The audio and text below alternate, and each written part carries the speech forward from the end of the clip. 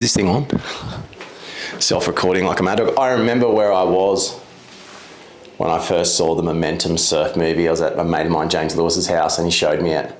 And I remember thinking, man, these guys are just absolutely ripping in crappy waves. And we got crappy waves right out the front right now. Let's get out there. Let's get filming.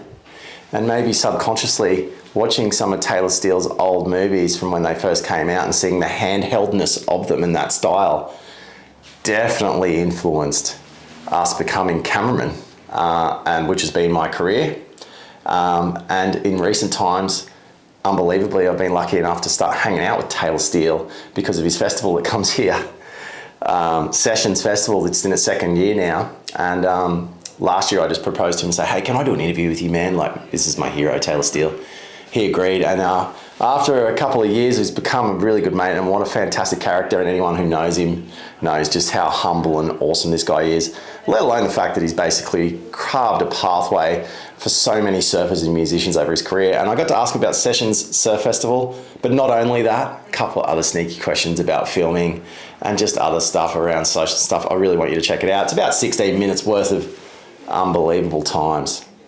Ladies and gents, the mighty Taylor Steele. I've noticed like my behind the scenes shot with a bit of camera and shit. People want to see behind the scenes with all the AI now. It's so wild. It's like too much AI. People want to know that it's a real thing. It's like proof of it's proof, isn't it? It's like, no, right. I actually fucking filmed this shit. People want proof now. Yes. How you doing? Hey, mate, great. Welcome to my very, very tiny nice studio. How you going? I'm going great. Just got in last night. Welcome back. Yeah, thank you. I'm so pumped. Mate, what makes you keep coming back to the Gold Coast? Well, any excuse to come back to the Gold Coast, especially this time of year. You know, I love autumn. It's the waves are there. It starts to just get clear skies and just beautiful weather, and it's, you know, it's the best place to be. It really is. And today, like the day you've come back, we've just had the worst weather run ever for the Goldie. Like Gold Coast people are depressed, and now it's beautiful and sunny and pumping.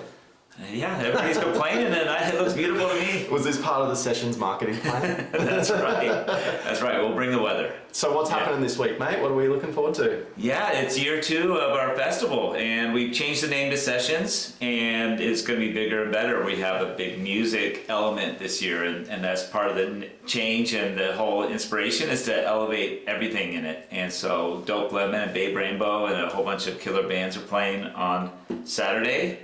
And Friday's VIP night, and yeah, we got the movies, we got the beach day, we got too many things to list off like that. So many things, yeah. And what is it about the Gold Coast that makes Sessions the spot you choose?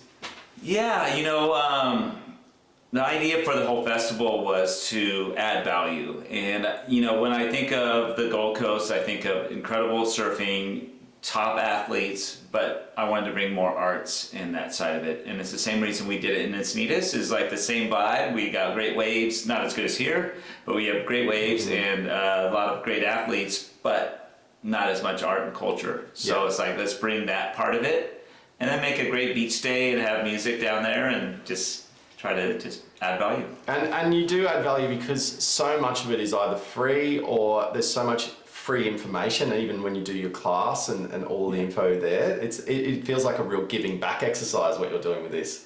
Yeah, for me like surfing has given me so much, and when I was a young filmmaker, I was looking around for where to, you know, get inspiration and get guidance. And so we do have a little film class that I teach, and today we're going to be doing it down at the, during this year we're going to be doing it down at the beach. Yeah. So it's awesome. Going to be fun to sort of like be real hands-on and be like, here's some pros, here's some good waves, this is what I would do, you know, like, and ask them what they're trying to accomplish and sort of guide them. And then, you know, the movies are free this year, and yeah, there's a whole bunch of, the beach is free, there's a whole bunch of fun stuff that this one's more, there's no excuses for anybody to not come out this year. Yeah, that's nice. And this year, it's on the point, it's a little bit further down the point, which I think is a great call. Yes. The surfing of that last section's been really firing up early. Yeah, yesterday looked pretty fun. The first year we didn't have much waves, but also the surf contest that was there, it was wet and got, you know, some damage, so we moved it to the top. And luckily we did, because waves were flat. Yeah. We're not going to get as bad waves as last year. No. You know, like that was as bad as it gets, and it was still an amazing day. Still unreal, yeah. And so, you know, now we have the good sandbars, we have, and we'll be right down in the normal spots. Yeah, awesome. Yeah. What's your favourite wave to surf on the Gold Coast? You know, I like really the beach breaks to get away from the crowds. But all the points are they're basically what Kelly made his wave pull off of. You know, so like they're as perfect and ruler edge as it gets. So I like those if the crowds allow it. Yeah. I'm not a crowd surfer. I don't have that temperament. You would hate snapper today. Yeah. Yeah. So sometimes I'll drift around a snapper and let myself like drift and find an odd section down the point. But you know, Burley's pretty amazing wave. You know, like, so I do love that wave now. Mate, when you talk about surfcore culture and bringing art to it, and I feel like your movies, and you tell me if I'm wrong, but I feel like in some ways maybe that was part of the success of a lot of the movies, was that there was an artistic element around the music and the storytell was different. Was that something that you thought about? Yeah, I think like as my career went, there was different stages. You know, when I first started out, there was surf movies that were really artsy. You know, then they're all shot on 60mm film, and they're all beautiful, but they're really slow and sort of moody. Mm-hmm. And so I wanted to be different, and I was into punk rock music and high energy, and I wanted to capture that. It was almost like Instagram before Instagram. It was a little bit whole movie feel. As I started learning how to be a filmmaker over all those years, I wanted to add more of my art and filmmaking skills to it. And I started to change, and then I wanted to tell the story of the location and really build that storytelling into it. And then from there, I wanted to actually do more narratives and more conversations and make, you know, storytelling part of it a heavier lift. So it changed, but always, even when I was making the punk rock ones, I would spend months working on one section and making sure that every cymbal beat hit a turn. And there's a lot of care, whether you related to it or not, there's a lot of care in every edit. So it wasn't just a whim and throwing out the thing. It was really like a precious and valuable thing to me at the time. And I think when I look at like what I want to inspire with young filmmakers is like put care into what you do and really spend the time with it. If you're making it, like do it right. What's the opportunity for young filmmakers now? Do you think, I think you've done a great job of always adapting with the way that media's worked, and now that social's so prevalent, is there still storytelling opportunity with social, right? Yeah, I think, you know, nowadays it's a very interesting stage. It's not the same as you're selling DVDs, 40-minute length surf movies. Those are changed. Now you can make a series of Instagram posts that sort of tell a story, or you can make a 10-hour long docu thing that goes on Netflix or whatever. Yeah. So it all depends on what story and what you're inspired by and where that will land and what length and how you do it. But as a filmmaker, there's always opportunity. You know, when I started out, people were saying you're too late to the space. People are probably saying that now. You just, if you're good, you'll find a way.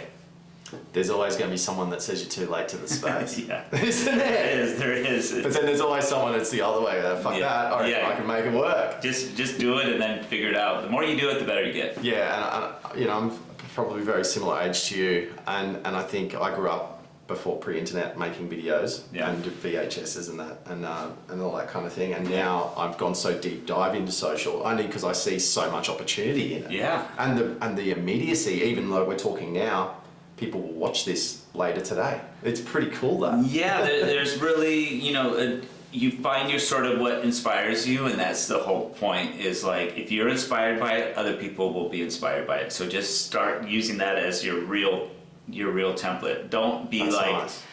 Do it for other people, or kids will like this, or so and so will like it. Do it that inspires you, and then inspiration is contagious. That's really nice. I think that can be true of any art, really, isn't it? Like music as well. Yeah. Could you have ever imagined when you were making those movies back then with some of your neighbours and friends' music that it would have created the phenomenon that it had. No, there's no way. And Unbelievable. I honestly thought if I was lucky, I was going to have a 2-movie career. I was looking at Chris Bystrom, I was looking at Wave Warriors, and it was like 2 to 3 films, and they were sort of like out of sort of like that space. So I was looking at that. I'm like, if I could just one day have like a run where I did 3 films, that'd be my win. And I was lucky to have a longer career than that. I saw Pennywise at Coolangatta Hotel, and in their open, or maybe after their first track, they thank you. Oh, cool. And I don't know whether they do that all the time or not, but that's pretty unbelievable. Yeah, I was lucky. Pennywise was in one of my first films, and they released their album, and it did its full circuit. It sold through, and the sales were done. And then Momentum came out, and their sales like tripled. So they knew right away that there was a connection with that, and they were, grateful, and they brought me on all their tours for like 5 years, and we just went to Europe and Australia and all over America with them. That's incredible. They were releasing their music for my movies. They were timing when my movie is coming out on their album launch. Well, it makes sense. I'll just fire that back up. Just stop it. But that makes sense that they would do that though, because if the sales are going to be corrected. Did they put you in their contract for sales? No, but what they did is they would definitely send me early cuts so that we were timed right. But some of the sponsors were like, they were more like, hey, if so and so gets a section, then there's a big bonus for them. Isn't that so cool? Yeah. And it's interesting to think about music and music production based literally around, and you're saying the snap hits on the hi-hat or the snare or whatever, making music that suits the sport. And I don't know, all music can go with a nice slow-mo surf action, but I think punk rock and those times, it did seem that it suited the anarchy of it too. Yeah, I think there was a magic synergy with that, just punk rock and bad waves and high energy, that sort of really fit, and just really, honestly, bad camera work at that stage. Yeah. So it all just felt like very do-it-yourself. Yeah. And the punk rock's like that, got that tempo or tone. Yep. And so as I changed my styles, it was like I got better cameras and shot it in a higher frame rate, and it didn't fit that punk rock anymore. Yeah. It moved to a different style. Brushstone Fairy Tale. Brushstone. Yeah. Jack Jono. Yeah. Yeah. Which he had a film called Sessions, right? He has one that's called September Sessions. And that's right. That's one of the most beautiful. It is beautiful during that time, and so there's an inspiration with that title, because it's like September is autumn in the northern hemisphere, so it's the same sort of like tone. It's like we'll do our When It's Neatest in September. Awesome. And this is the equivalent down here. Any special guests turning up for this year? We're hoping that some world champions, former world champs might show up. Me too. Champs. Yeah, I'll be all over him like there's a whole bunch of world champs hanging out right around now, so no promises, but could be. It could be. Yeah. Awesome. Yeah. Well, mate, I think it's going to be an amazing, it's certainly going to be an amazing event. I'm stoked to be a part of it again. So thanks, man. We were stoked to have you a part of it. And just last year we had horrible waves, and it was so fun just out of the beach. You did an amazing job. So, this year we'll have waves, so it'll be more fun. Yeah, with waves. And maybe that's probably something interesting just to add here at the end is just about the format of the surf competition, which is coming up. Yeah. So the beach day on Saturday the 30th is meant to be like everybody just show up and enter. It's not, all levels are fine.